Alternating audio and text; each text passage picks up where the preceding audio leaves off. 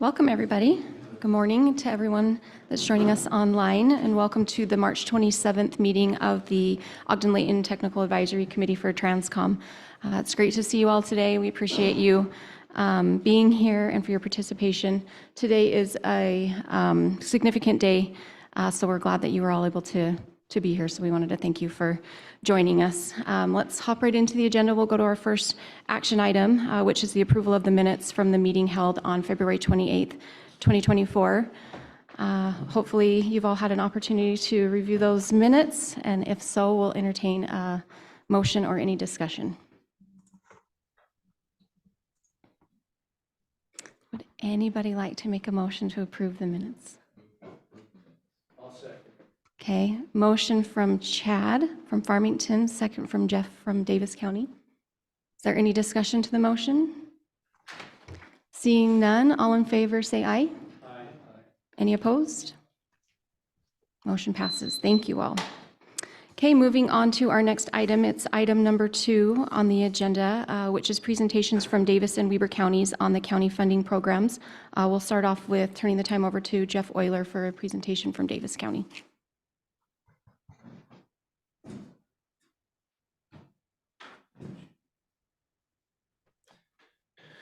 So I want to introduce everybody to David Mitchell.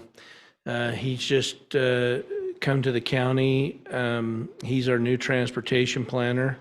He's going to be largely our point guy, overseeing all of our third quarter grant monies and our Prop 1. And he's just going to be doing all things transportation wise. He's replacing Bartley Matthews, who left us in December. David's coming to us out of Arizona. We're not going to hold that against him, but we're glad to have him. And I'm going to throw him right into the fire and have him do our presentation today. So if he says anything wrong, I'll think about whether I'll correct it or just let you guys just kind of fumble around in la land. But yeah, David, go ahead. Thank you. Thanks, Jeff, and thanks everybody for having me. It's nice to be up here. I bought a house in Clinton, so I passed by this intersection here on the West Davis to get to work these days. Yeah, as Jeff mentioned, I'll be overseeing some more transportation funding programs, specifically the third quarter tax that you're probably more familiar with than I am. So this is an exercise where I can become more and more familiar with it. If you would, please, next slide.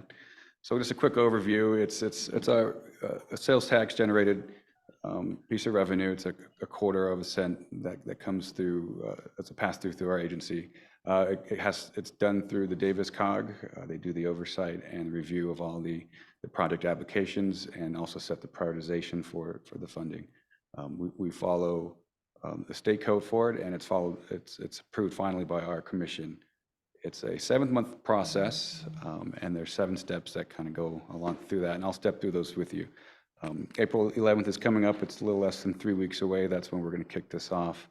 The first step will be the letters of intent, and then we'll have decisions made by our commission on the October 22nd agenda. Next slide, please. So I mentioned the first step is a letter of intent.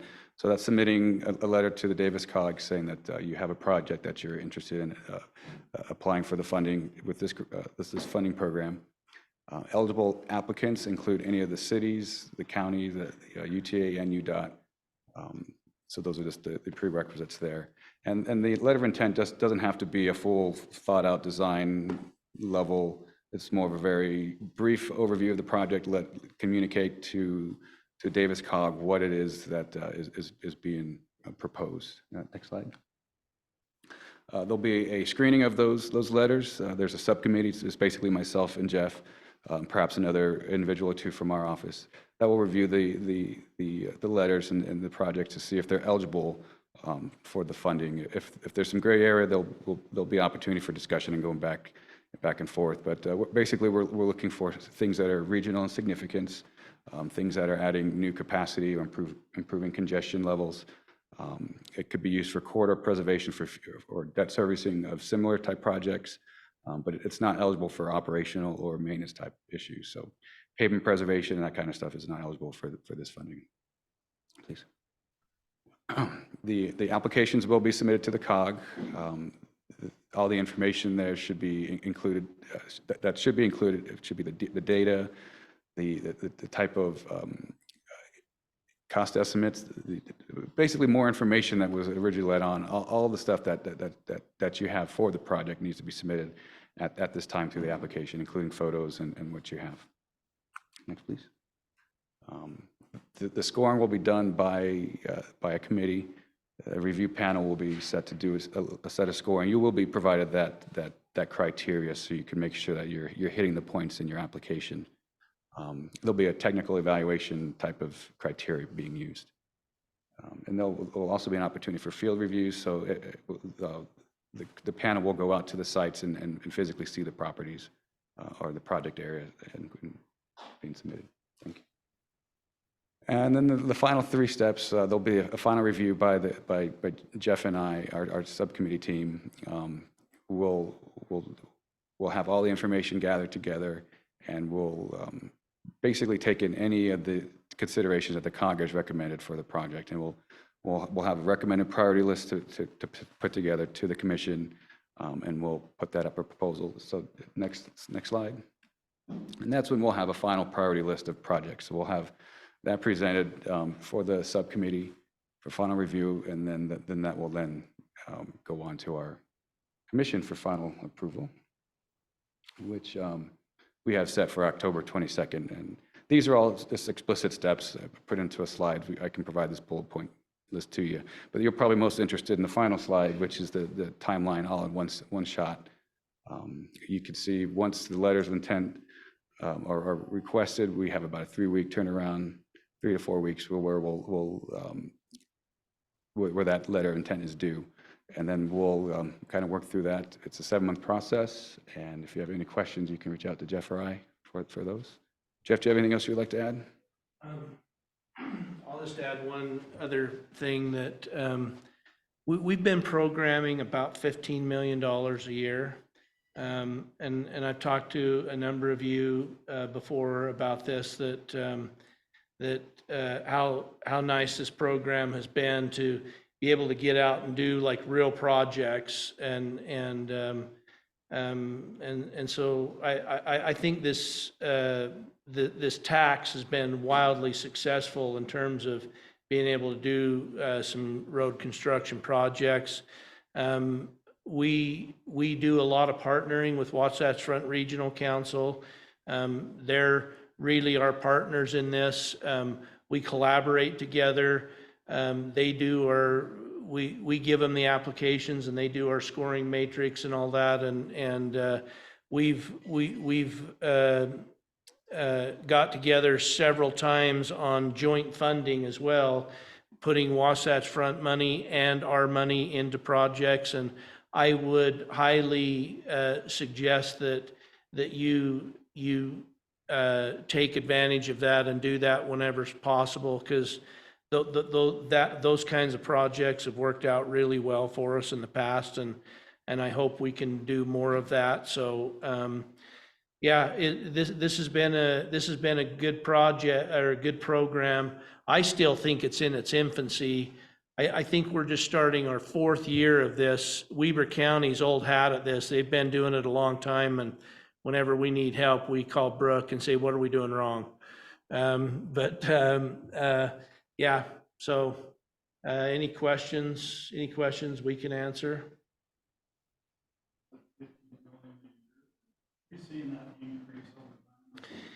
A little bit. It has a little bit, because when we started this, we were kind of in the $13 million range, and the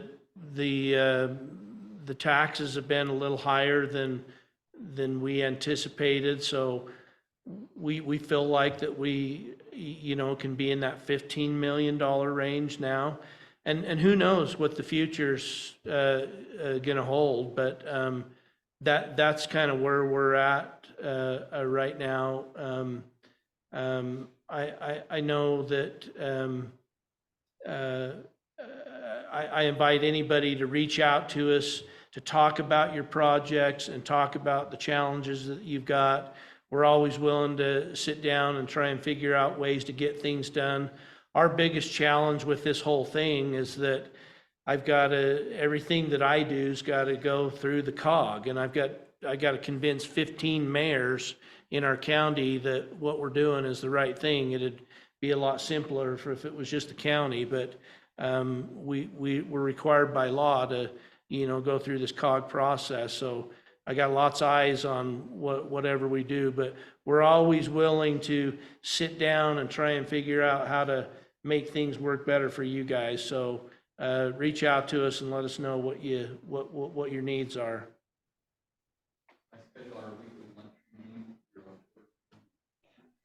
Yeah, yeah. Yeah, the main thing is your application's July 12th. Don't miss that deadline like Boyd did a couple of years ago and called me the day after and says, oh, what am I gonna do?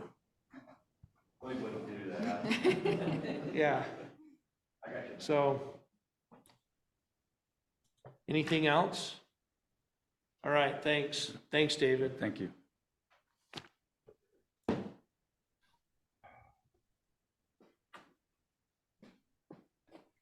Thank you, guys. That was excellent. I'm glad to meet my counterpart there, Davis. We'll see if I can try and not be too redundant with the next item, which is the presentation for myself for Weber County's program. So thanks for all the information. You guys are saving me a lot of talking because ours is very, very similar to Davis's. So we did recently just launch a web page for our program, which we're super excited about. So I thought maybe I would share that, and we can kind of go through our program via our new web page. So let me move some of this here. So if you go to webercounty.gov, and then you can go to departments. Let me shrink this a little bit. There we go.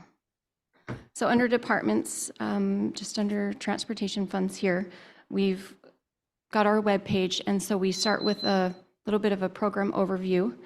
And if you go down a little bit, our program history. So like Jeff mentioned, Weber County actually adopted our transportation funding program back in 2007. The Weber County voters voted to approve the 1/4% sales tax, which is known as the third quarter cent, and also the corridor preservation fund. So we manage the two funds. And same as Davis County, Weber Area Council of Governments is the authority that governs the process for creating the priority list and granting the funding for our program. So if we keep going, we have some program guidelines. Applications can be submitted by the local municipalities, the transit district, and UDOT.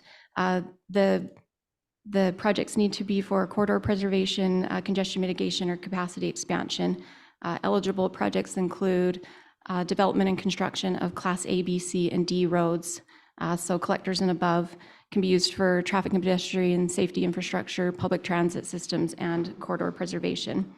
So for our application process, our letters of intent are due the first Monday in May.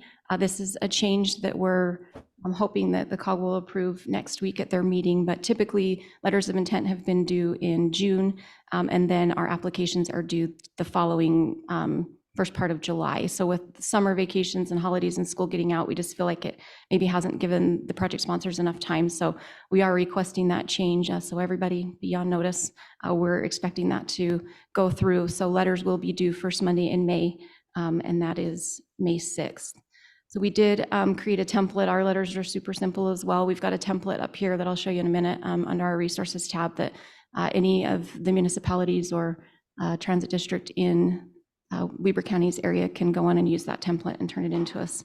And then once we get those letters from those that are interested, we'll send out our concept report. Those will be filled out and they'll still be due the first Monday in July, which this year falls on July 8th. And then we have our approval timeline down here. Same as kind of what you just heard. Letters of intent are May. applications are July, and then throughout the summer, we'll be conducting the project field reviews with our subcommittee. Our subcommittee is made up of 6 elected officials from our county, and then we also have a member from WFRC and UDOT that participate in our subcommittee. So we'll be working with the subcommittee to do those field reviews, go through the project evaluation process, and hopefully be able to develop a priority list that we can take to the COG in the fall meeting, and then just needs to go to the county commission before the end of the year. So that's kind of the basic rundown, but I did want to show you on the website kind of some of the stuff that we hope that those that are interested will find helpful. We've got our program manual listed on here. We are in the process of updating that and revising that. So soon to come, hopefully some new and improved program manual stuff within the next year. We also have information about our subcommittee, our process and request timeline. If anybody wants to pull that up, there's a visual that will give you your deadlines. We have a project gallery. I'll click on that and show you. If you want to see any of the projects we've completed, the county's actually been able to complete over 46 projects with these funds since its inception. We have several more that are in process, and then even more that are currently programmed. So we're just highlighting a few here, and we plan to add some more.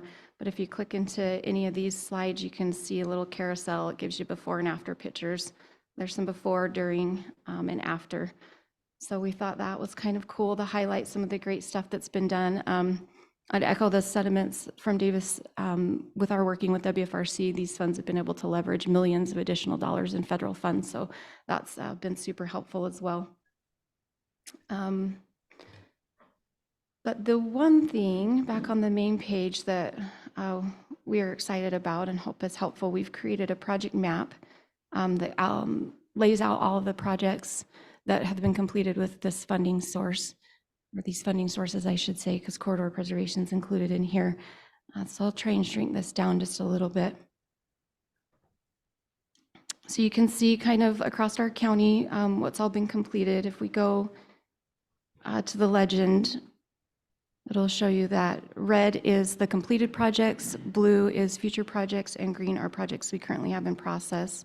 So if you click on any of these, like this one, it'll pull up information, what request year it was done, funding year, how much funds are there, the boundaries, what type of project it is. So we're hoping this will help those that are going to be impacted by our transportation projects to access information, whether it be property owners, utility companies. So hopefully everyone gets a kick out of that. So that is all. If anybody has any questions, feel free to reach out to us at any time. I'm happy to help.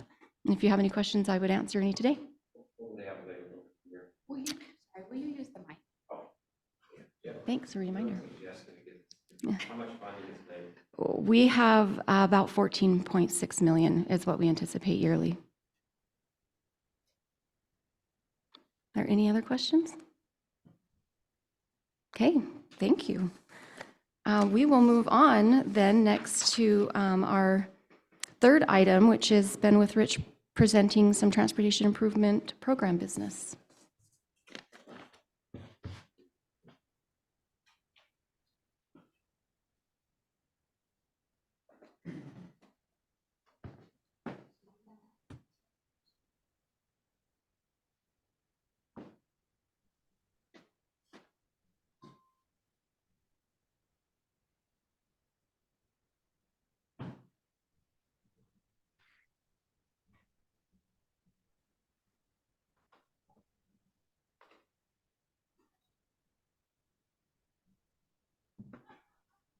Well, this is good to see this slide working, because earlier this one wasn't working. The others were great, but the one that started off or lead us where we need to go decided he was going to hold back.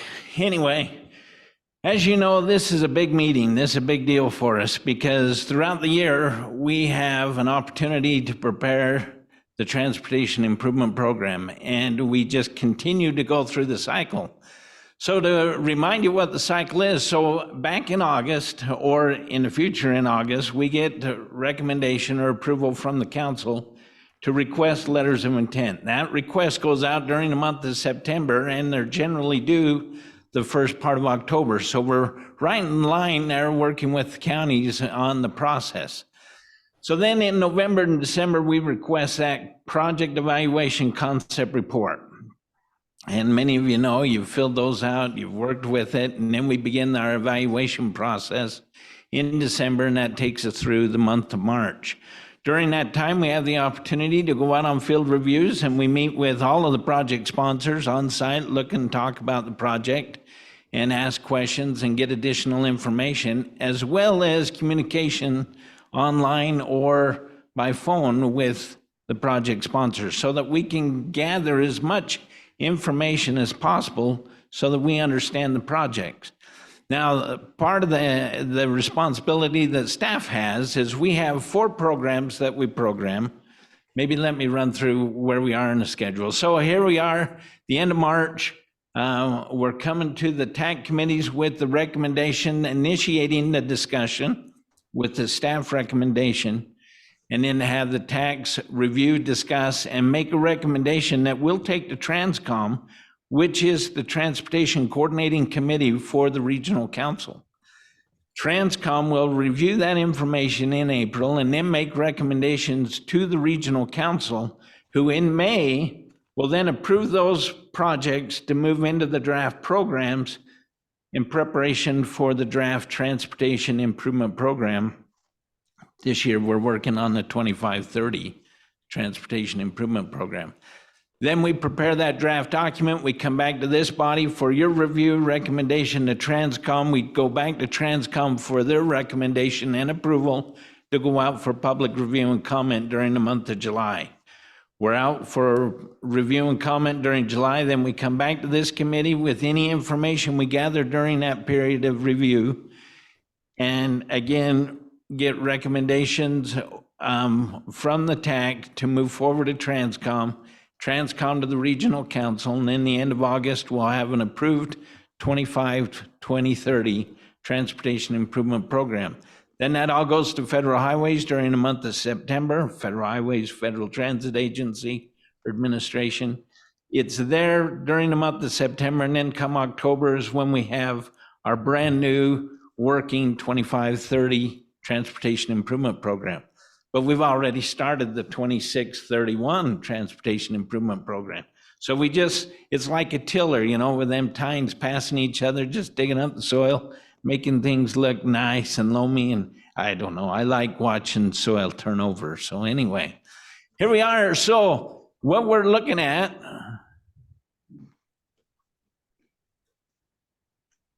well, here we are in the field reviews. These were the projects that were submitted in the Ogden-Layton area. Is it changing over there, Jordan? Okay. This is moving more my speed now. Anyway, here we are. So you can see on the project evaluation concept reports, we received 31 projects applying for STP funds. That totaled, just the request of the federal funds was 110 million plus. There's about 8.5 million available to program. In the CMAQ, there were 6 projects requesting just under 12 million, and there's 4.3 million available. The TAP funds were 6.6 plus million. There was 1.6 million available. And in the carbon reduction program, there was 11 million requesting against an available amount of 1.8. So you can see there's a lot of needs in our area, and hence the importance of this committee right here, because you're the ones that are going to make the recommendations of which projects we're moving forward in this particular process this time around. So out of the 51 projects, well, I thought we'd see that again just in case you missed it the first time. We're going to go through real quick. So the intent, or what we want to do, is real quick, we're just going to fly through all 31 projects, just to refresh your memory of what those projects are. Ballpark, kind of what they are. We're going to be maybe 15, 20 seconds on a slide. So we're going to move fairly quick. And then we're going to talk about what projects in the STP program we'll move forward when recommending. Does that answer anyone's question? Then we'll follow that same process with the other 3 programs. Make sense? Wayne? Can we interrupt the question? Nope. So moving on, no, I could. If there's a significant question, you're right. Dang, all right, we're moving on to the CMAQ program now. Okay, so here we go. If there's no other questions, so the first project we have then was a request in Brigham City. This on 12th West. This is a roadway widening with some new construction between Forest Street and 535 South, about 3/4 of a mile in length. Next project, see how fast we're moving? Is that all right? To refresh y'all. The next project is also a request in Brigham City. This is on 12th West. This is an extension and a widening from the 2-3 lane to a 5-lane section between Forest Street and the Industrial Way. Just under, well, a little more than 1/3 of a mile in length. Next project is also in Brigham City. This is another section of the 12th West roadway. This is also widening this 2-lane facility to a 5-lane facility. This is between SR 13 to 600 North. Again, a little more than 3/4 of a mile. That brings us, the next project is in Perry City. This project's on 12th West. This is a roadway widening. This is first phase of this section between 1650 South and 2250 South. This project will align with new improvements there at 11 West, 12th West there that plug into 1100 South. Half mile in length. Next project is a project in Centerville City.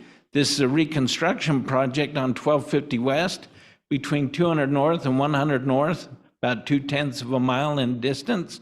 This is to reconstruct the existing facility. Next project is in Clinton. This is on 1300 North, 1500 West.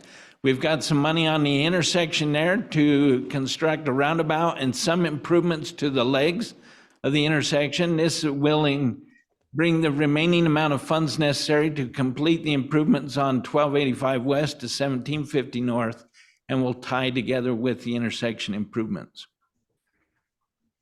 Next project also in Clinton is on 2300 North. This is a reconstruction, a realignment, and minor widening there between Cranefield Road and 4500 West, just under 9/10 of a mile in length. Narrow 2-lane facility. Next project is a request from UTA. This is our Davis Salt Lake Connector construction project. This is for forgot what we're calling it. This, it was a BRT, but now it's a core route. Thank you, Wayne. Thanks, Alma. Between Davis County and Salt Lake City, essentially between Farmington and up by the University of Utah. The next project is a request from Farmington City. This is on SR 106 or Main Street. This is to reconstruct with minor widening. This goes from Park Lane to Shepherd Lane, a little more than a half mile in length, for shoulder improvements for curb gutter and sidewalk on this particular project. We do have funds programmed on this project as well. Next project is also a request from Farmington City on SR 106, but in this location, it's called Second East. This is between Glover's Lane and Lund Lane, and this is to widen the facility to enable curb gutter and sidewalk on the east side of Second East. Next project is in Layton. This is a Layton Parkway signal project. This is to install traffic signals at 3 locations along Parkway between 1700 West and 2700 West. Next project is also a request from Layton. This is to widen the West Hillfield Road. This will take it from a 2-3 section to a 5-lane section between 2700 West and 3200 West, about a mile in distance or in length. Next project is a request from North Salt Lake. This is a Main Street. This is to reconstruct with some minor widening on 350 North to Pacific Avenue. We've got some funds and portion of this project funded.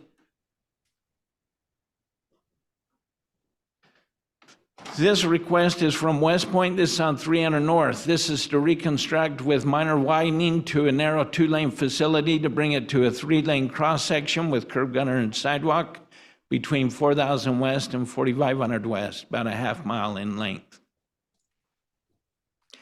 Next project is also in West Point. This is on 700 South. This is to reconstruct with minor widening, again on a very narrow 2-lane facility for curb gutter and sidewalk between 4,000 West and 4,500 West. Again, about a half mile in length. Next project is a request from Bountiful City. This is the Park and Overpass or Bamberger Bridge there. You may be more familiar with at 2nd West and 5th West. This is to remove that structure and realign that intersection, changing geometry so that we have an at-grade intersection. The next project is an intersection project in Far West. This is on 12th West and Harrisville Road. A lot of truck movement through this area. And this is to redo the regular stop sign intersection to a roundabout. Next project is also a request from Far West City on 3,300 North. It's a roadway widening. This is phase 2.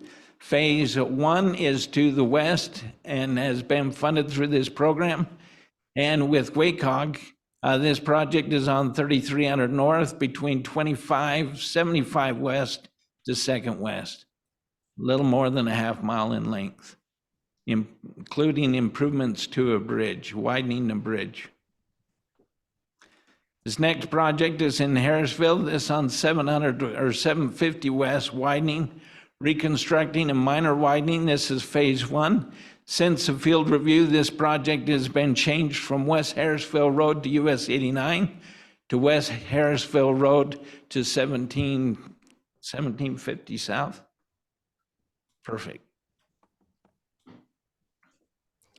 The next project is also a request from Harrisville on 750 West widening. This is reconstruct with minor widening, phase 2. It's a little further to the north between 2550 North to US 89. Next project is a request from Hooper. This is on 5500 West. This is reconstruct with minor widening. This is a 2-lane facility. This project will widen it to a 3-lane with curb gutter and sidewalk improvements between 4200 South and 5500 South.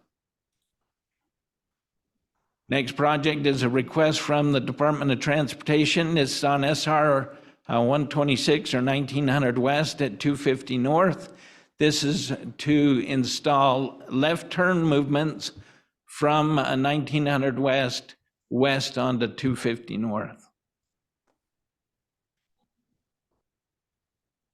The next project is a request from North Ogden. This is on 2100 North. This is to realign and change the geometry there of an intersection on 2100 North between Fruitland Drive and 2100 North.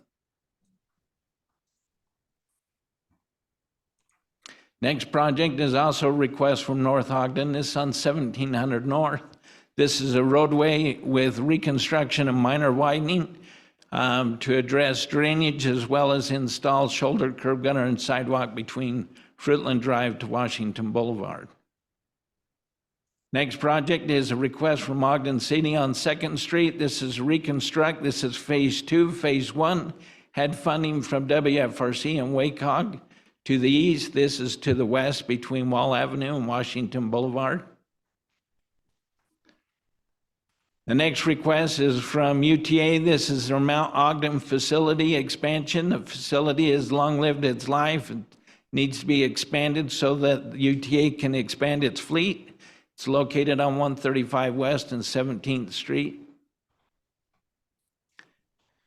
The next project is an intersection at 3100 West and 6000 South in Roy. This is to take a regular 4-legged intersection and create a roundabout. The next project was a request from Roy on 4500 West and 6000 South to do the same. This was a project that we had partial funding, but this project has been withdrawn from this program. They were able to go to WACOG and ask for an amendment to their existing project, and were able to obtain funds to make this project whole. Next project is a request from South Ogden. This on 40th Street in Chimes View. You may recall this project was on the program, but when it come time after the design, identified that this couplet project here doubled in cost. And so we recommended through this body, or this body approved the request to cut this project in half, move forward with one leg of the couplet, and then come back and work on this, obtaining funding for the second leg.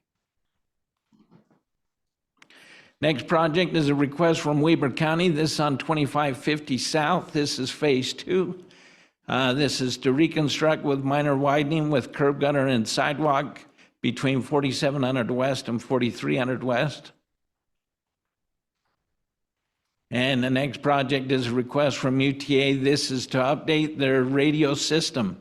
The current radio system that they have has long lived its life. They have no way to continue the service and are looking to replace that system with a new system.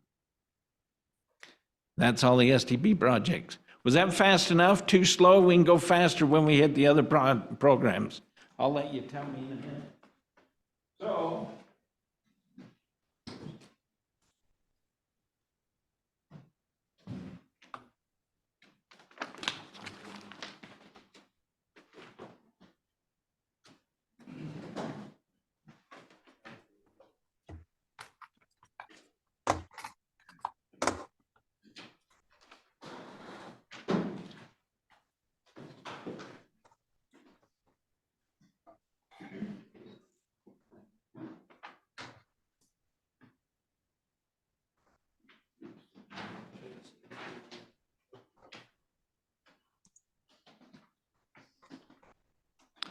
okay, so what's coming around, and I believe online, we've provided this online to those that are joining us online as well. So these are the projects that were submitted with Surface Transportation Program.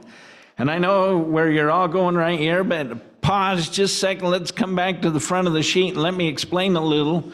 So you'll recall the purpose of our meeting is for us to identify the best projects for the amount of funds that are available. That responsibility rests upon the Technical Advisory Committee. So here in the Ogden-Layton urban area, you're going to review all the projects that were submitted between Salt Lake and Brigham City, and you're going to make a recommendation on those funds that are available as to which projects should move forward. Now, as a staff, having the opportunity to have seen all of the data, to talk to project sponsors, to go out on field reviews and do everything we possibly could to identify projects maybe as deep as possible, is to prepare this information. One, from the concept reports, we're able to take the exact same data from each project and put that in and compile it in and get a score from a project. That information we collect in the concept reports is essential for us to obtain a good measuring stick on the project. Then there's other things that we look at to consider what project is going to give us additional benefits that we're moving forward to utilize the limited funds that we had. You may recall there was a lot of money requesting in the STP. In fact, if you turn to the very back page, you can see on the bottom that the requested federal funds was over 107 million. And we have 8.5 million to program. So your responsibility is pretty important. But we initiate this discussion with the staff recommendation as to the projects that, as we've reviewed, feel that they would be a good candidate for this funding source. Now, as staff, we got 4 other funding sources, and as we're sitting there evaluating and looking at projects, we're trying to identify where we can best use the funds available for the projects that are eligible for the funding. Each of our funding sources have a little different criteria, and so it limits sometimes where we can use a project or what projects can be considered in that funding source. but we'll walk through each of those programs together. So let me walk through. We'll identify those that staff recommends that we recommend funds for, and then we'll have a discussion. So starting on the front of the page with the staple in the upper left-hand corner, you can see how it's laid out. There's a row ID so that each row is identified. There's a staff recommended amount of funds that are highlighted in blue with white letters. Then we've got the unique project ID. We've got what region they're in. We've got what county the project's in. We got the agency sponsoring the project. You got the name of the project, the from and the to, the length of the project. Then you've got the estimated project cost, the federal funds that were being requested, and the local funds that are being applied to the project. Then you have a functional classification where appropriate, and the type of project improvement. What are we getting out of this project? What type is it? Then we've got a description, and then you can see now in the past, we've had multiple sheets per project. What we've done is we've just given you the summary total amount there, but we do have that total breakout if any of you are interested there. I meant to bring a hard copy to show you, but we've got a PDF version or electronic version that we can send to you as well. So with that understanding of where we are in the sheet, the very first project then is staff's recommending that we program $2 million for the 40th Street and Chimes View reconstruction project.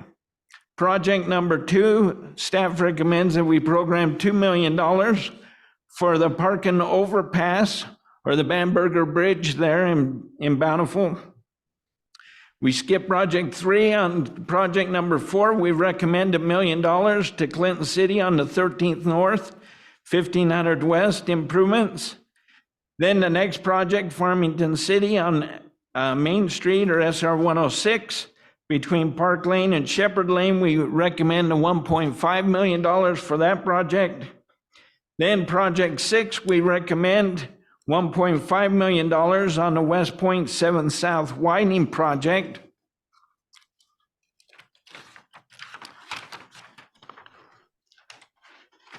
We turn the page and we move to project number 8, the North Salt Lake Main Street project. We recommend $1 million for that project. And then we move down to line number 18 and we recommend $1.5 million to the Harrisville City 750 West Phase 1 project between West Harrisville Road and US 89. And that would be the recommendations. Now, if any of you were adding those numbers up as we were going through, you'll notice that the total is $10.5 million instead of $8.5 million. Now, we have overprogrammed in the past, and sometimes that's necessary, and we take that recommendation if it's a recommendation from this body or this committee. However, we're coming with a recommendation in addition to this. Farmington City currently has $2 million that are programmed for the Main Street SR or SR 106 there on 2nd East. So the 2nd East project is currently in the program with $2 million, partially funded. We've had some conversation with the city that if there was a possibility, because we need to get this other project on Main Street between Park Lane and Shepherd Lane completed, would they be willing to request that project be removed from the program? That discussion has taken place. The city's willing to do that, and so that brings $2 million back into the program, and we're recommending that we put the $1.5 million on that project in Farmington on Main Street between Shepherd Lane and Park Lane. Any questions on that? If no questions on that, any questions on staff recommendations or any of the projects? Please. I've got a question. So why would project number 18, the Harrisville City, that's rated very low, and there's not a, I mean, they're not going to be able to fund that project at 1.5. Oh, thanks. So project number 18, I don't know if that's working or not, but just, I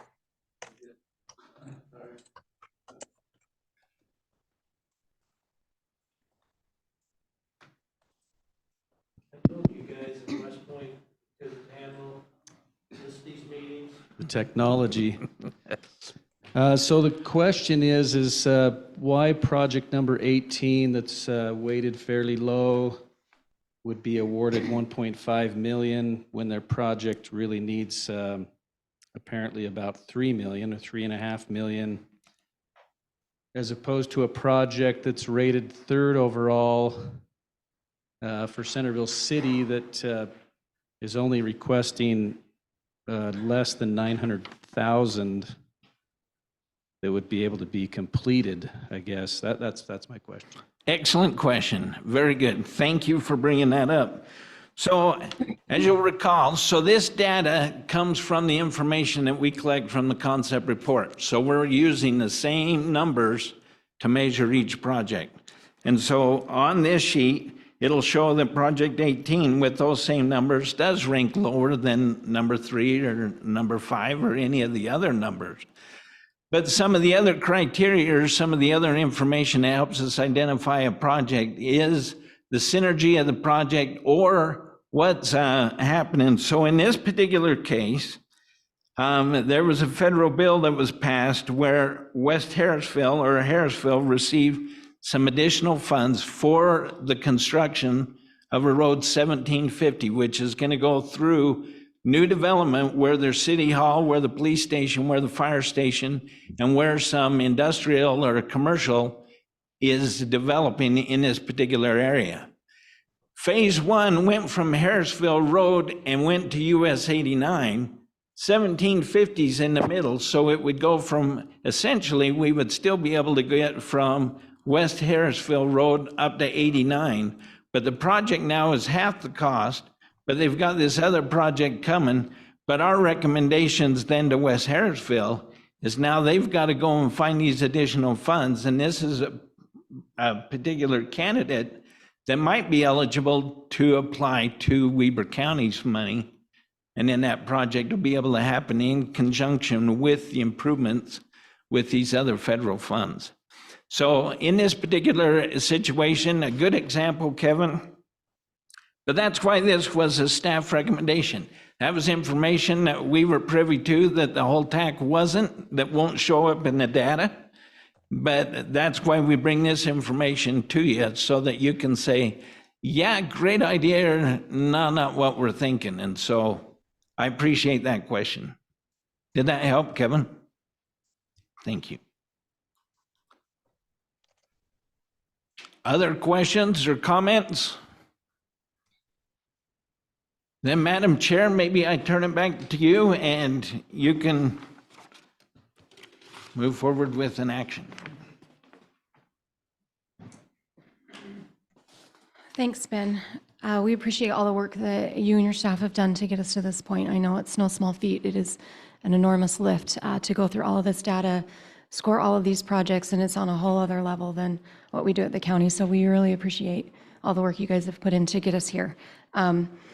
So with that, we're going to take action on the recommendation for the STP project. So I'll open the floor up for any motions or any discussions on STP.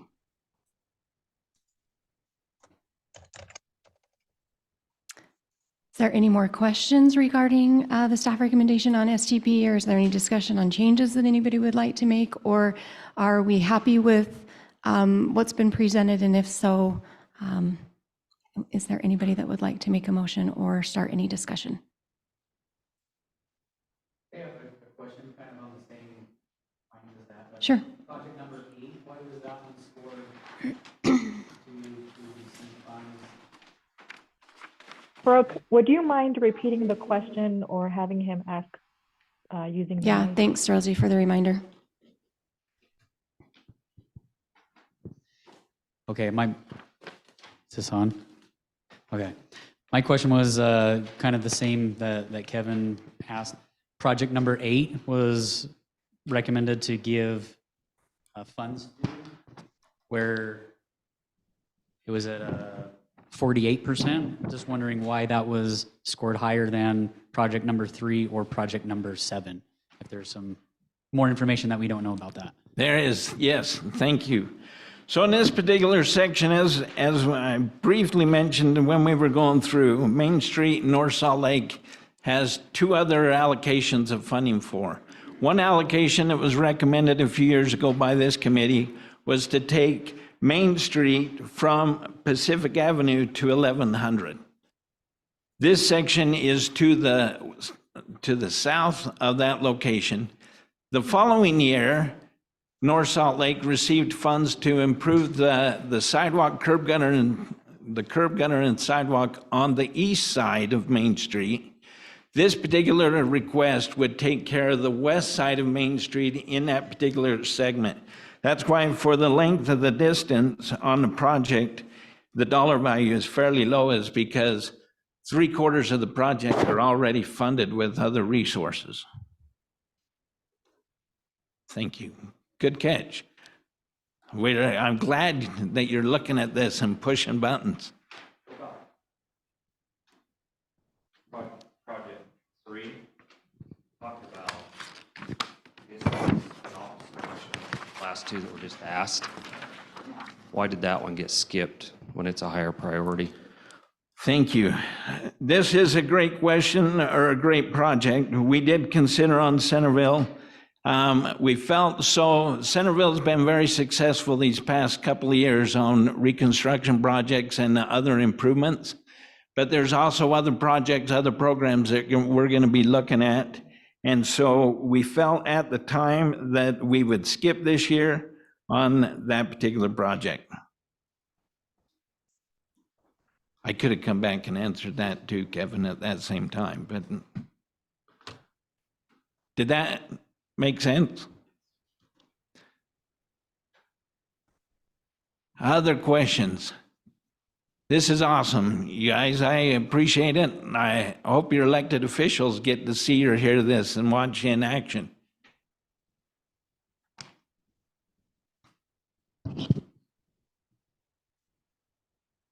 This is Kevin again. Mike's not. It's the second time for you, Kevin.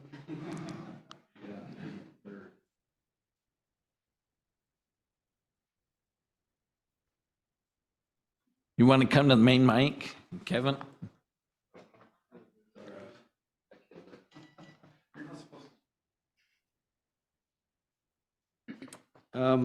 Again, this is Kevin. I'd like to make a motion. I'm the Centerville City Engineer. I'd like to make a motion that project number 3 be recommended or awarded as opposed to project number 18.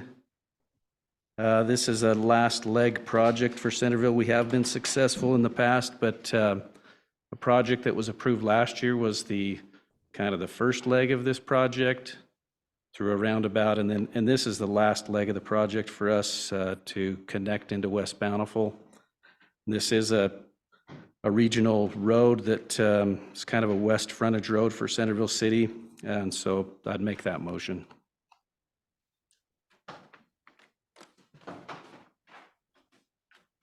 Thanks, Kevin. It sounds like we have a motion on the floor. Is there anybody that's willing to second that motion or have an alternative motion? That motion include the approval of the rest of the swapping 3 for 18. Kevin, was your motion to include the approval of everything else and swap the 2 projects? Let me try that again. So the motion would be to award to Centerville a little bit less than $900,000. That would leave about $600,000 left that could be awarded to the Harrisville project. So that would be, my motion would be just to award $900,000 to Centerville City so that they could complete their project. And then the other $600,000 could be awarded to the Harrisville project. And then everything else would be awarded as planned.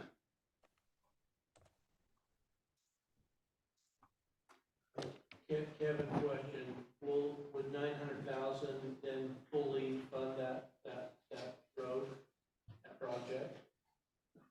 Yes, the 900,000 would be the last leg of that project on 1250 West, from Parish Lane to West Bountiful. Again, last year we received the funding from Parish Lane to 200 North. This year we were asking for from 200 North to the West Bountiful city limit, which is about 100 South.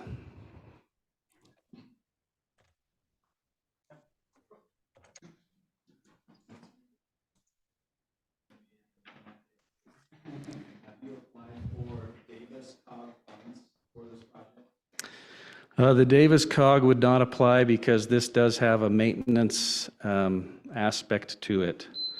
So that would not apply. That would not be approved with the Davis County third quarter.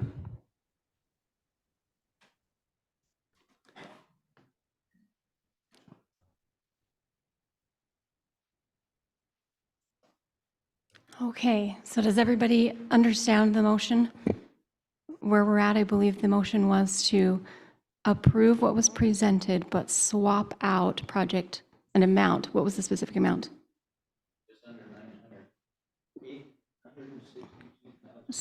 Swap out $862,000 from the Harrisville City project to the Centerville project, which is ranked number 3.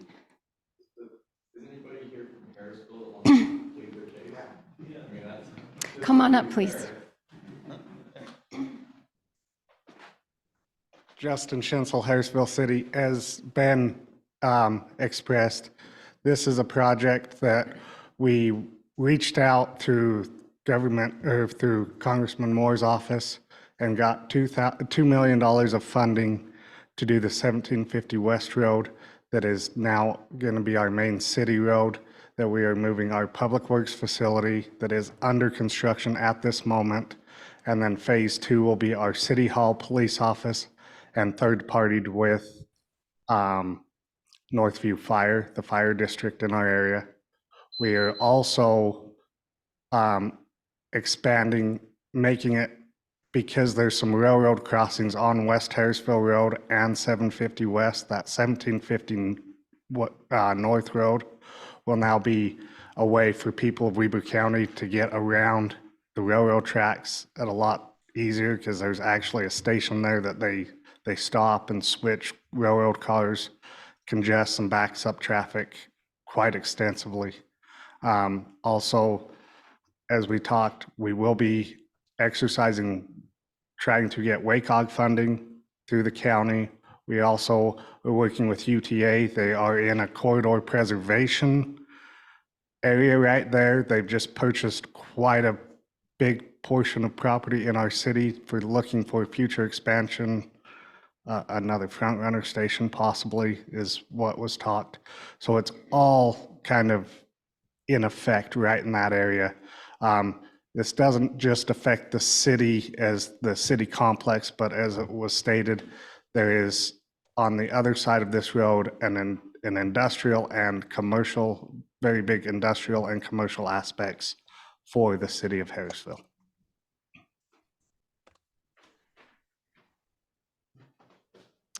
Thank you for your comments. I appreciate it. Ben, if you don't mind, do you mind if I add a little, if I take off this hat and put on a Weber County hat for just a minute? The last several years, I've had the privilege of being able to help and assist on some of the field reviews of some of these projects, and it really is, there's so much need out there, and it is so hard to quantify and take into consideration everything. Looking at this list, there is quite a few projects that are approved for Davis County. So on Weber County's end, I would support the funding going to the Harrisville project. It's a great project. They have a lot of development going on in that area. It'll be a huge lift for the county's program to be able to fund this project as a whole. It's already been broken down into multiple phases because it is a very large project. So I just wanted to add, there are a lot of other considerations to be had when you're out on the field reviews. You're kind of out there looking at everything, and there is a ton of need in Davis County, and I can appreciate everybody's importance of their projects that they all have. But there has been a lot of work that has gone into the preparation of these scoring and staff recommendations. So I just wanted to point that out from the other side. So it looks like we have a hand raised from Daniel Gillies from Ogden. Go ahead, Daniel. Yes, thanks, Brooke. I agree with what you said. Just looking at we've got 2 Weber County projects right now at 3.5, and Davis is getting 7 million with 5 projects. It is nice to see the attention being spread around in an equitable fashion, and I agree with what you've said. We don't know how the stars are aligning for the Harrisville project. I think we got a good description, and I can see how we need to factor that in. That's all. Thank you for your comments, Daniel. Okay, so we do have a motion on the floor. Is there anybody that is willing to make a second to that motion or a counter motion?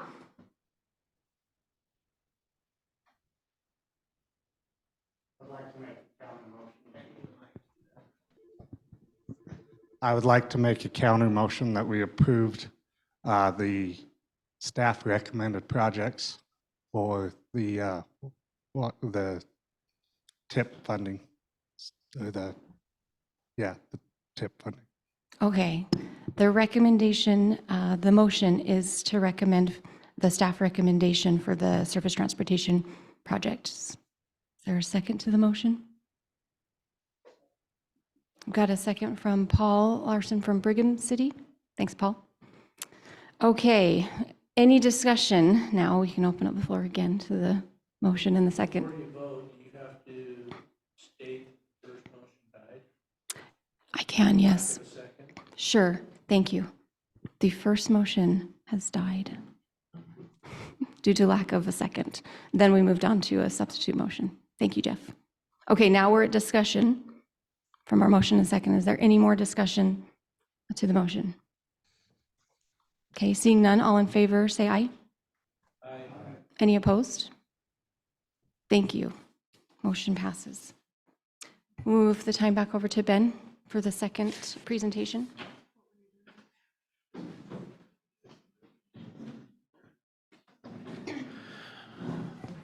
Thank you, everybody.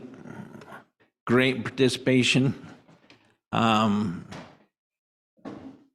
And thanks there, Kevin, and well done. Good discussion, good movement as a body. You guys are awesome. Gals, awesome. You're all awesome. All right, so we're going to talk quick about the TAP program. In the past, we've done CMAQ after STP, but where CMAQ and CRP are so closely related, we're going to do them after. So we're going to do the TAP program. As you'll recall, there's about $5+ million in request and 1.6 available. So real quick to fly through those projects. The first project here in Centerville City is Porter Lane project of 4 South. It's a multi-use trail. It's a new trail from between 400 West and Main Street, little more than 1/3 of a mile in length. The next project is a request from Layton City. This is on Cage Creek Trail. This is a new trail between Main Street and Hawthorne Drive, little more than 1/2 mile in length. The next request is a project in Layton. This project was withdrawn. As you'll recall, last time we met, there was a board modification and the additional funds were applied to this project. Next project is a project in North Salt Lake. This is a Center Street sidewalk project. This is a ped bike facility between Orchard Drive and 340 East. Next project is a request in Far West City. This is on 2575 West sidewalk. This is a sidewalk and bike lane, a ped bike facility between 3300 North and 2975 North, a little more than 1/2 mile in length. Next request is a request in Hupper. This is on the Hupper Slough Trail. This is a connection there on 5100 South, 51, 55. Well, you can see where the limits are. I'll just let you read them. Give you just a minute. There we go. Next project was in North Ogden. This is North Ogden Canal Trail Crossing, the bike ped facility between 3100 North and 1050 East and 2750 North and Mountain Road. There's 4 locations. We just skipped the last one. I don't know how to go back. So maybe we'll watch all these in reverse. Can we jump to the back slide? Thank you, Jordan.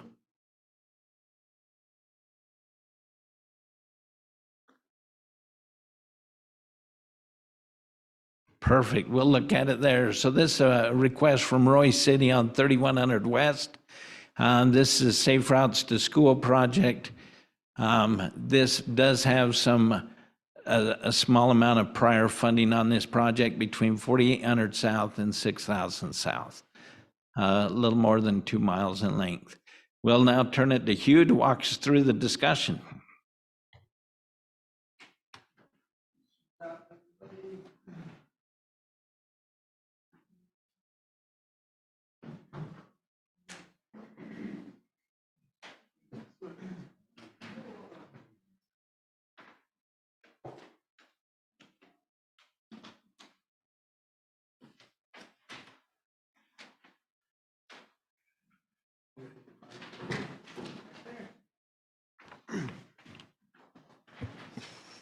All right, thanks, Ben, for going through all those projects with us.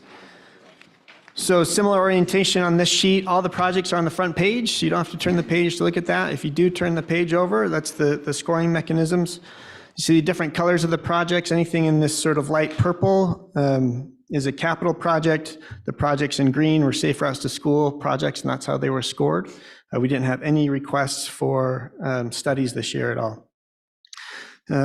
So you'll see the staff recommended amounts over on the left side there, and we'll just start up top with the full request for the Centerville Porter Lane Multi-Use Trail at $178,850. Next project being recommended is the Case Creek Trail there between Main Street and Hawthorne Drive.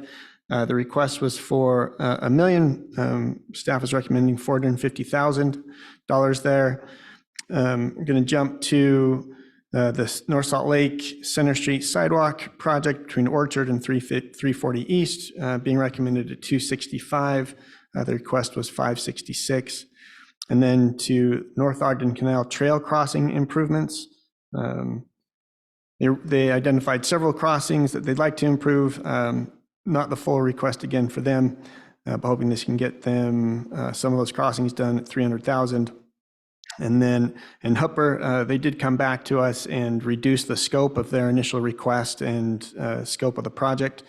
So you see the request as opposed to the slide on this sheet is for $643,000+, and staff is recommending $400,000 to go to Hooper for the Slough Trail in that portion of the city.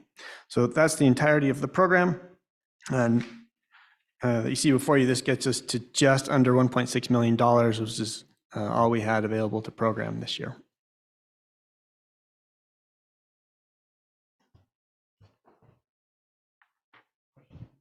Yeah,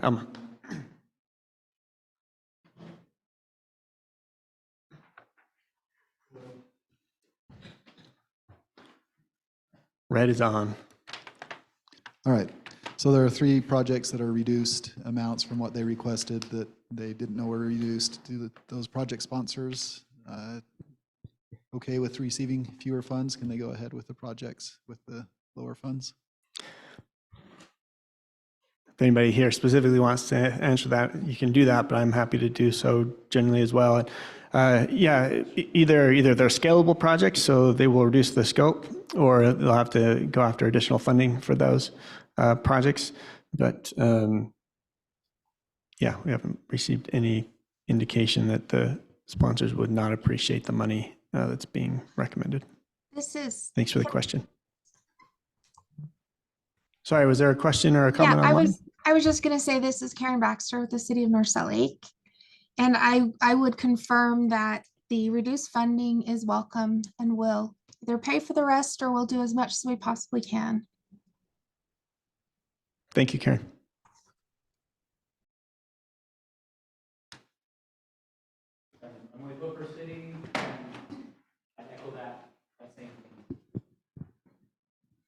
There was a seconding from the gentleman from Hooper, recognized at the back of the room.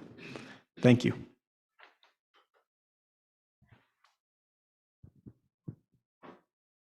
Okay, Madam Chair.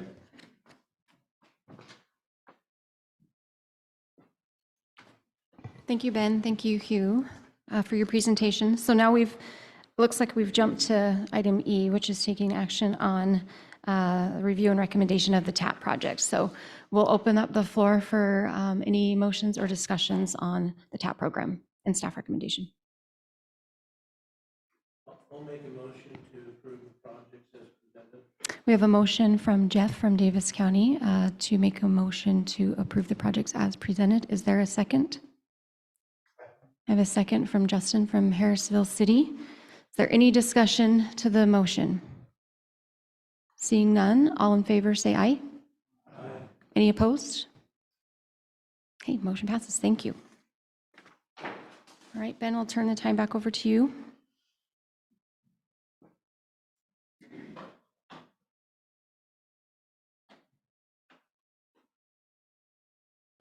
Again, thank you, everybody. So let's start then to talk about the CMAQ program, or Congestion Mitigation Air Quality Program. You'll recall there was 11.8 million in ask. We have about 4.3 million available to fund, and we will go through those projects right now. So there's 6 of them. The first project is a project in Clinton City. This is a pedestrian under overpass. It's to separate pedestrians and bikes from crossing on SR 108. This is a trail section between 2050 North and 2000 West. The next project is a request from UTA for the Davis-Salt Lake Connector construction. This is again from Farmington City up to the University of Utah. Next project is the intersection there in Far West on 12th West and Harrisville Road to take a regular at-grade intersection and construct a roundabout. The next project is a request from Ogden City to expand the bike share program to 5 additional locations in the Ogden area. The next project is a request from Roy on 3100 West and 6000 South. This is an at-grade intersection to construct a roundabout. And that's all of the CMAQ projects. Why don't let's do the CRP slides also, Kip, and then you can do both programs. Does that work? Okay. So let's go through the CRP. Thank you, Paul.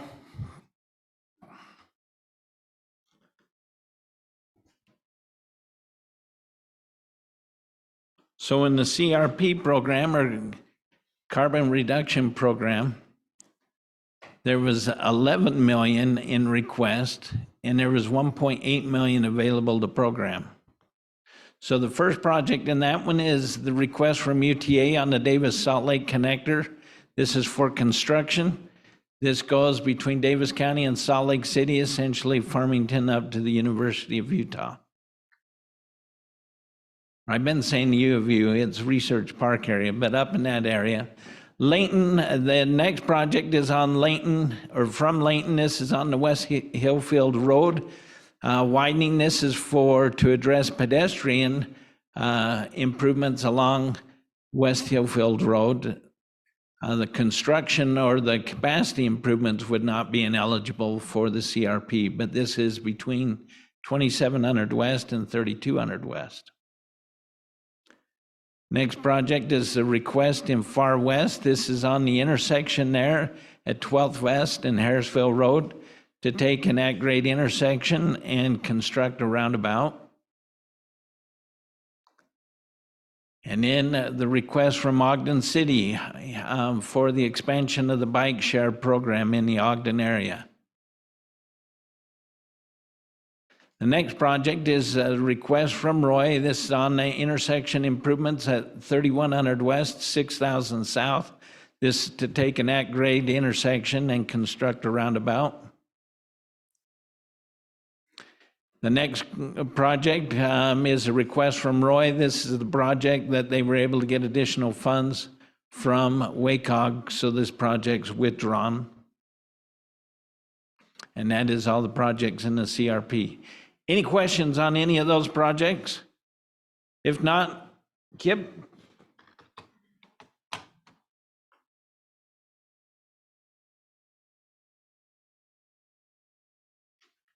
All right, well, before I pass these out, have your attention for about 2 minutes and explain a few things about the CMAC program and the CRP program. They kind of dovetail a little bit, but there are some differences.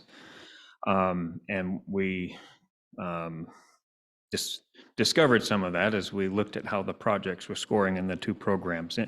In the congestion mitigation air quality program, we're looking at what's known as criteria pollutants. It's primarily nitrogen oxides and volatile organic compounds. So what we find is projects that eliminate vehicle trips tend to do better. That's because those pollutants are strongly reduced. Well, they're most prevalent in what's known as cold start phase. When you drive your car, the first 2 or 3 minutes, your catalytic converter is still heating up. And in, say, a 20-mile commute, about half of your emissions occur in that first 2 or 3 minutes.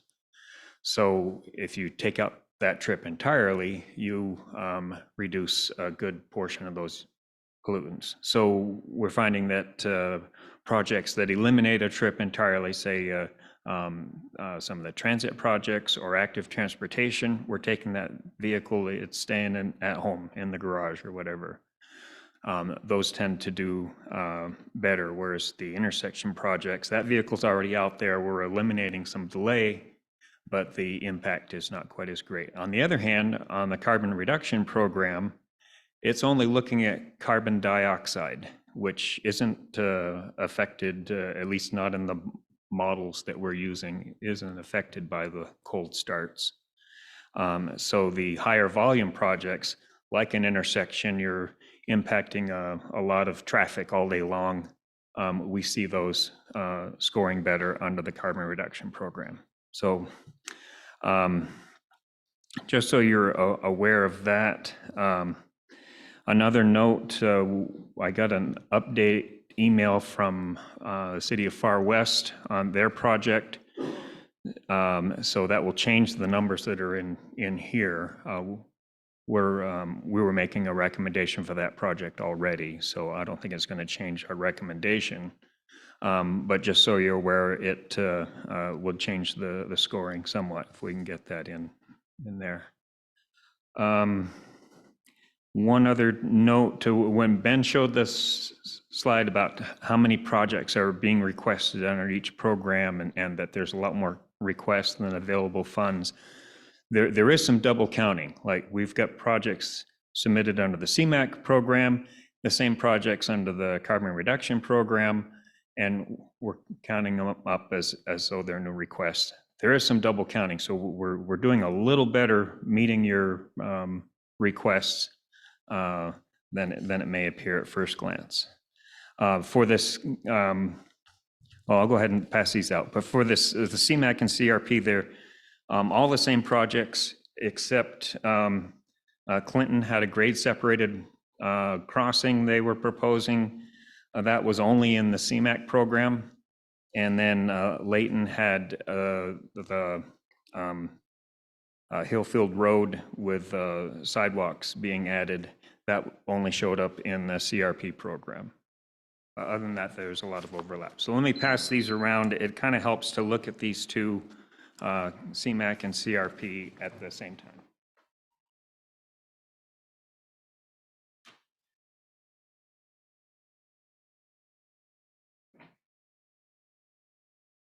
So you should be getting two different sheets one with tan highlights and the other one with blue or gray highlights.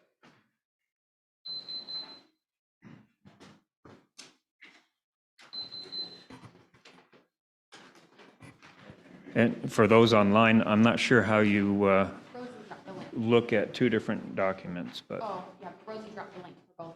Okay. So yeah, if you got the link to those, you can switch back and forth. I'll wait a minute for those to get all the way around. Has everybody got a tan sheet and a blue sheet? Okay. Let me then go ahead through the CMAQ program, but keep an eye on the carbon reduction program too, because sometimes a project not recommended under CMAQ, we are making a recommendation under the carbon reduction program. So these projects that were submitted, the ranking order is based on the emission reduction. And again, on CMAQ, we're looking mostly at NOx and VOC. Under carbon reduction, we're looking at CO2. All right.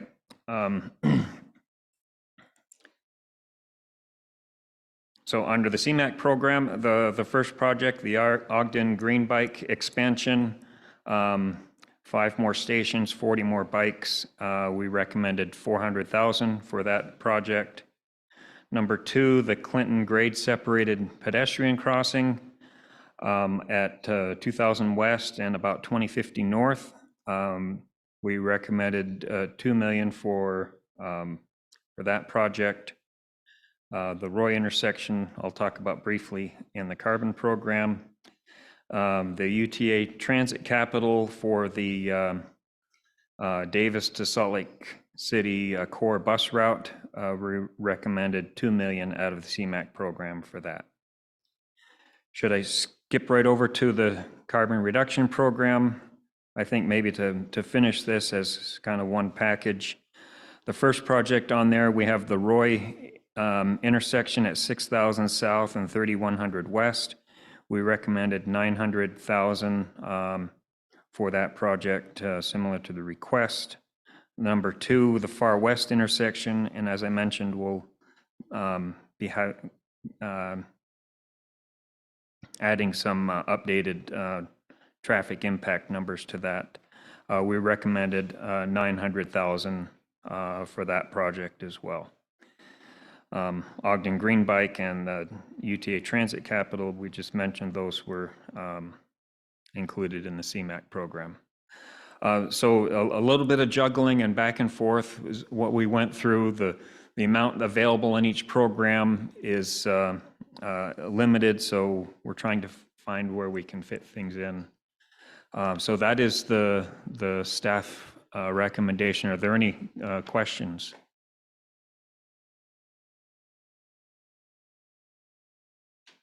Okay, I'll turn the time to Brooke for an action then.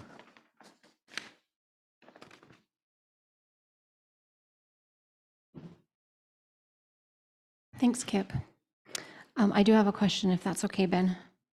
On your CRP, the 6,000 and 3,100, is that a typo? Is that supposed to be their other intersection? Because that's the one that WACOG gave additional funding to, was the 3,100. So I think, is this supposed to be 4,500?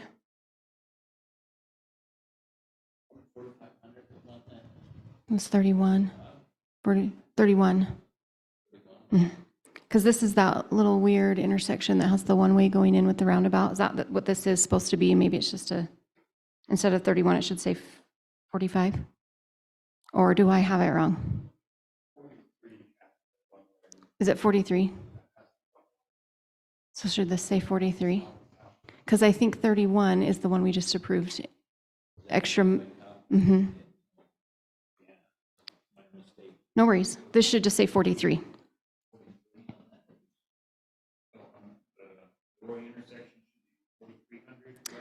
Yeah, that's my question, is if that's what the intent was for this to be their other project, because I believe their 3,100 was probably pulled because WACOG funded it.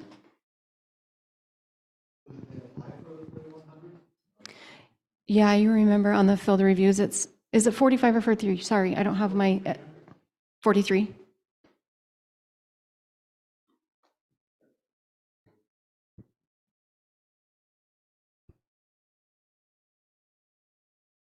Unless there was additional need on 31 that I wasn't aware of.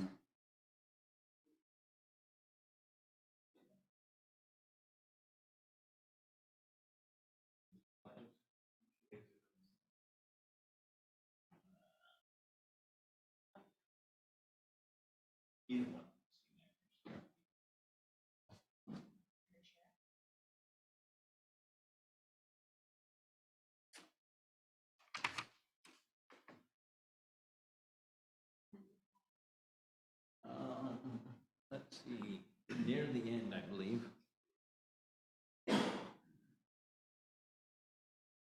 Keep going down. Right there.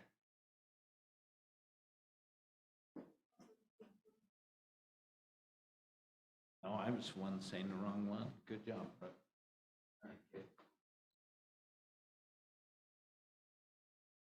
So is that the correct identification?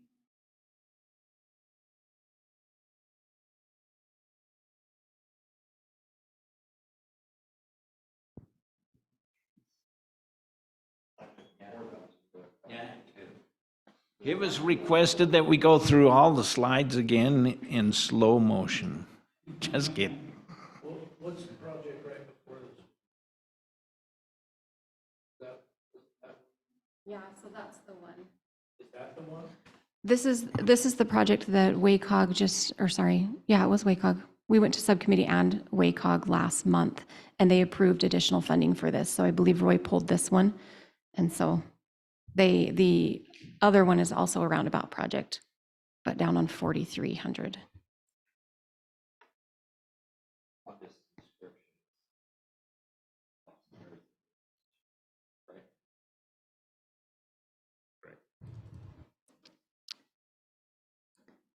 But the intent was to fund the roundabout on 43. It's just maybe the line information is incorrect.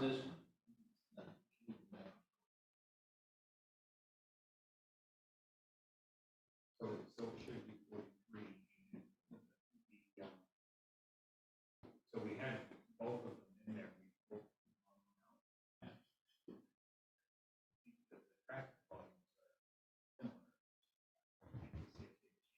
Yeah, it looks like total project cost is 1.9 million. They're recommending 900,000, so that would leave Roy with 1 million to seek.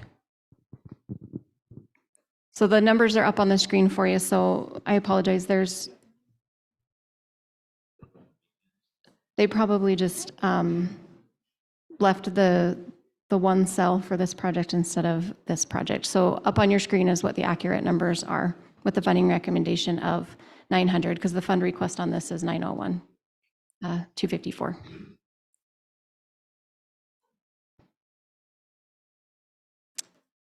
Oh yeah, the other slide, one down. There you go.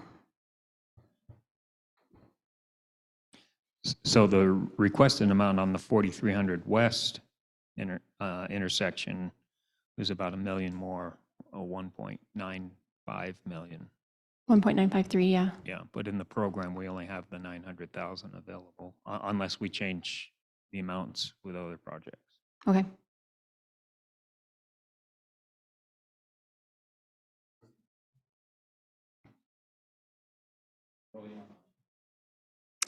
I don't think I've seen anybody from Roy here. Is there anybody from Roy online today? No. Okay, just to confirm, so we just have the incorrect information on this, but the recommendation was to fund the roundabout on 4300 West. Yes. Okay, got we it. can make that correction. Okay. In the, So we'll open it up. Let's do these individually. Let's start with CRP since we're currently talking about that. We'll open the floor up for nomination or a motion on the staff recommendation for the CRP funding. If anybody would like to start any discussion or make a motion on this item.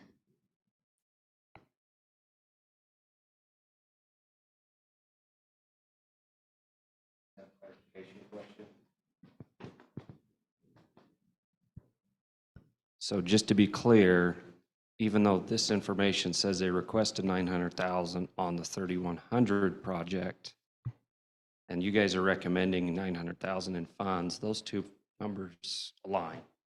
So, and to your point, the 4300 project, they're asking for 1.8, 1.9. 1.9. So it is correct, the 900,000 is correct. That's my question.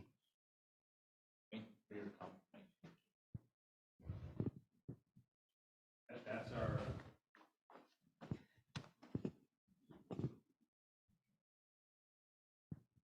That would be the staff recommendation, that 900,000 that was proposed, that we put it on the project that was not funded at WACOG. I think we switched those two Yeah.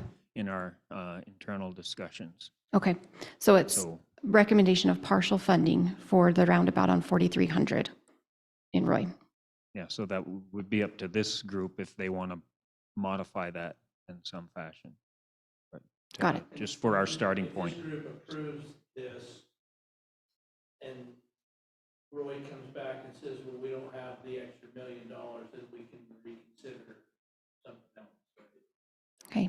The comments from Jeff, sorry, he didn't have the microphone at the time, was if this is approved, that Roy City could come back if for some reason they were not able to secure their funds or couldn't accept partial funding, and that it would come back into the queue. Okay, the answer to that question is yes, and we have a question from Daniel. Go ahead, Daniel. Yes, I think that last question covered my concerns. It's just difficult wanting to commit somebody to funding that they're on the hook for half of a project. Did anyone get an impression that this is something that they would be agreeable to? Do we have any dialogue that has occurred?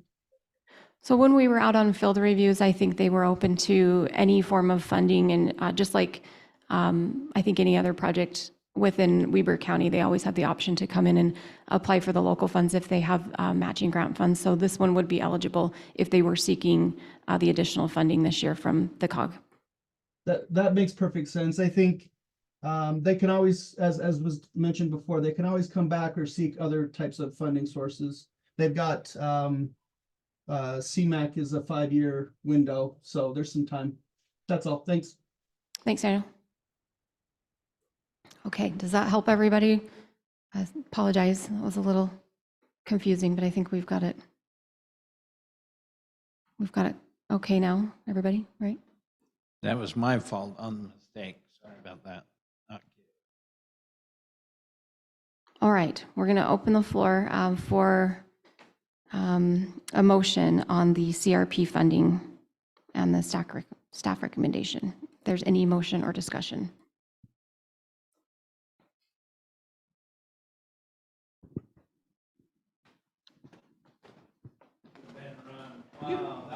Mike.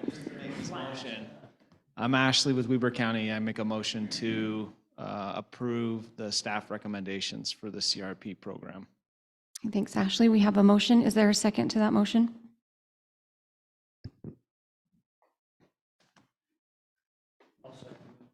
I got a second from Jeff Euler. Is there any discussion to that motion? Just to add to that motion, second, the clarifications that were given that it's for the intersection at which west? 4300 west. Got it. Okay, so we have a motion and a second on the floor to approve the staff recommendation for the CRP funding with the changes of the project number 1, that's saying 4300 west instead of 3100 west, knowing that that is partial funding for that project. Any discussion to the motion? Okay, seeing no more, all in favor say aye. Aye. Any opposed? Motion passes. Thank you. Okay, we'll move next to the CMAQ funding. The staff recommendation for that will open the floor again for any motion and discussion on this program. So I just had, hold on. I had a question. See that the staff recommendation is for $4.4 million and available is 4.3. Is there 100 extra thousand in there, or do we need to pare that back? That was just a question I had. I'll defer to Ben or Kip to answer that. Delegated from Kip. Yes, so oftentimes if we overprogram, we've got 5 or 6 years. We program on a conservative level, and so usually over a period of time, the federal amounts that come to WFRC increase. And so we have that ability to match that. We also have any cost savings that come from other projects into the program. So it's something that we're able to monitor and work within.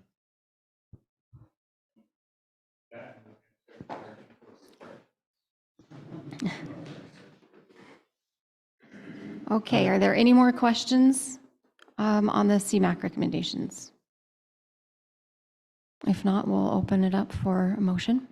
I'll make a motion. This is Alma with Utah Transit Authority that the funding be approved as recommended by WFRC staff. Thank you, Alma. We have a motion. Is there a second? We have a second from Ashley with Weber County. Is there any discussion to the motion? Seeing none, all in favor say aye. Aye. Any opposed? Okay, seeing none, motion passes. Thank you.